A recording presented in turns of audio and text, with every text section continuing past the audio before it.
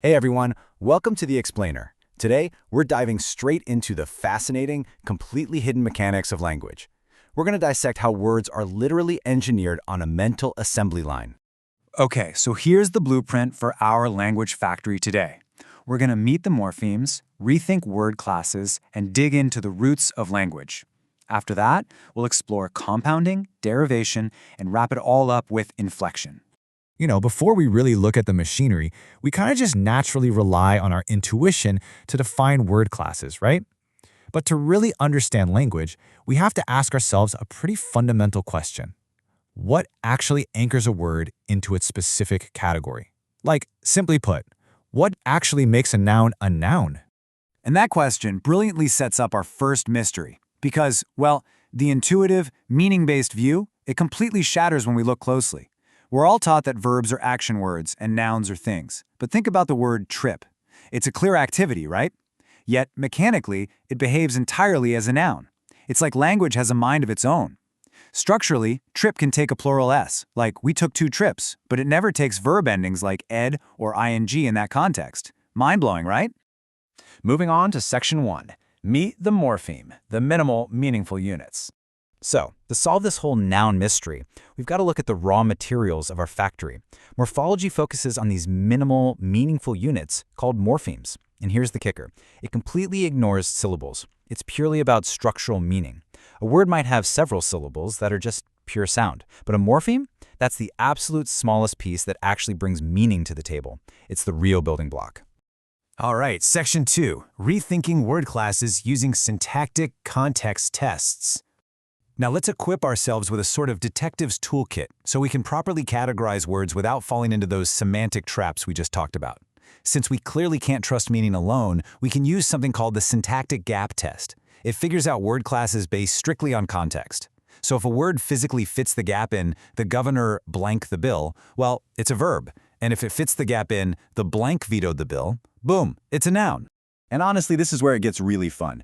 We can plug nouns like cat or democracy into that second slot. And yeah, even though it stretches our imagination to picture a literal cat vetoing a bill, grammatically speaking, it is completely flawless. It perfectly fulfills the structural requirement of a noun, no matter how ridiculous the sentence is. Another absolutely essential clue in our toolkit is combinability with affixes. Basically, specific parts glued onto words lock them into entirely new categories. Take an adjective or a noun, add an "-ize" to the end, and suddenly you've manufactured a verb, like turning sterile into sterilize. But interestingly, these affixes are super picky. They don't just attach to any word in a class. I mean, we don't go around saying anti-house, right? But hey, we have to be careful detectives here, because morphological rules definitely have their limits. If we just look at word endings like an S or an ED, we can get some major false positives. For example, rise sounds exactly like it has a plural S at the end, but it is absolutely not the plural of the bread rye. Plus, some words belong to multiple classes. Think of the word fear. And irregular verbs? They just throw the rulebook out the window. Run has no runned, but obviously, we still classify it as a verb. Let's jump to Section 3, the roots of language. The lexical cores. Before we can start gluing things together on the assembly line, we really need to inspect the core product itself. I'm talking about the root. The root is the foundational, uncomposed part of a word. It carries the primary meaning, basically acting as the beating heart of our linguistic organism. All those affixes and inflectional endings we see, not roots. They're just the attachments. Now, here's a wild detail. Some languages actually hide their roots entirely. Take the Latin word for God, Deus. It totally masks its actual root, which is just de, under grammatical endings like the nominative use. And because these roots are literally never seen naked in the wild, dictionaries just avoid using them altogether. They only list the full, dressed-up citation form. Section 4. Compounding, the juxtaposition of words. All right, let's step out onto the factory floor and check out our very first manufacturing machine, compounding. What's super interesting here is how English signals compounding just through spoken stress. It literally shifts the emphasis from the noun to the adjective when welding 2 independent words together. If black and board are separate words, you put the stress on the noun, board. But weld them into the compound blackboard, the adjective loses its independence, and that stress shifts entirely to black. It's a subtle but massive structural shift. Oh, and German? German takes this to a whole other level. They physically insert gap letters. They'll use an S or an E acting as literal linguistic mortar to unmistakably weld nouns into these massive giant compounds, like Schweinestall for pigsty. That inserted glue guarantees the compound can never ever be mistaken for just a couple of separate words sitting next to each other. Okay, Section 5, Derivation, Changing Word Classes. Moving further down the line, we hit the derivation machine, and this one has the incredible power to change a word's very category. Just watch how this builds. It's literally like Lego bricks. Derivation is completely optional, and you can loop it multiple times. So you start with republic, then you derive Republican. Then you stack a prefix on there to get anti-Republican. You're just stacking these prefixes and suffixes onto a root, right up until an inflection, like a plural S, caps the whole thing off to make anti-Republicans. But here is the rule. Once you had that plural inflection, the derivation stops. The word is sealed. But beware, because older words manufactured this way can actually lose their transparent structure over time. Take the word nest. It was originally a highly complex word built from much older words meaning down and sit. Today, we just perceive nest as a simple single root. But nope, its history was completely forged in that derivation machine centuries ago.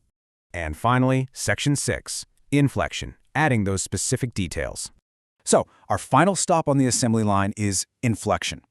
Think of this as the strict quality control department of syntax. Unlike derivation, inflection is absolutely mandatory. It never changes the word's category, but it literally forces the word to adopt specific details, like tense or plurality, so it fits the sentence perfectly. It makes the word highly specific to its context, and as we saw with anti-Republicans, it always sits on the very outside of any derivational affixes. Now, in highly inflected languages, like Latin, this gets intense. Adjectives must painstakingly agree with nouns in gender, number, and case. But, and this is a huge but, form identity isn't actually required. For example, the Latin word for poet, poeta, ends in an A and belongs to a mostly feminine noun class, but the word poeta itself is masculine.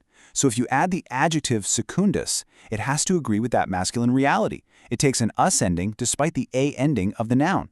They agree perfectly in syntax, even though the endings don't physically look alike at all. So, as we zoom out from the factory floor, we can clearly see that words, they aren't just vague, intuitive ideas floating around. They are precise, mechanical structures. They're forged from simple roots through strict manufacturing processes like compounding, derivation, and inflection. This is the exact machinery that makes it possible for human beings to create such incredibly large and diverse vocabularies. Which really leaves us with this final thought. The next time you speak a sentence out loud, take just a second to wonder, how is your own native language engineering these invisible building blocks right under your nose? Because every single word you choose went through this exact mental factory. Thanks so much for joining me for this explainer, and definitely keep questioning the hidden mechanics of the world around you.